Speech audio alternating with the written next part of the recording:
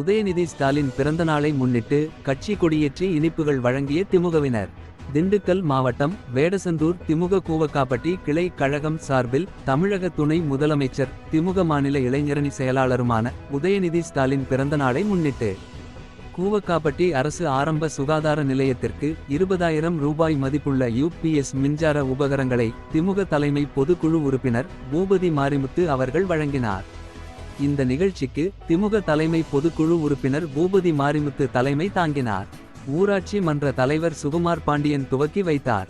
நிகழ்ச்சியில் கலந்து கொண்டவர்கள் அரசு ஆரம்ப சுகாதார நிலைய மருத்துவர் டாக்டர் முத்துக்குமரன், கிளைக்கழக தலைவர் முருகேசன் சேர்வை, கிளைக்கழக அவை தலைவர் அரண்மனைக்குளம் பழனிச்சாமி, கூவக்காப்பட்டி கிளைக்கழக செயலாளர் கண்ணன், வெறியம்பட்டி பகுதி கிளைக்கழக செயலாளர்கள் தியாகராஜன் முத்துச்சாமி, பீட்டர் பெருமாள் செங்குட்டுவேல், தேக்கமலை முருகேசன், மணிவேல், வெங்கடேஷ், ஜெயராமன், கருப்பணன் மற்றும் ஊர் பொதுமக்கள் சுகாதாரத்துறை நிர்வாகிகள் திமுக கழக உறுப்பினர்கள் கலந்து கொண்டு சிறப்பித்தனர். வேடசந்தூர் செய்தியாளர் குணசேகரன்.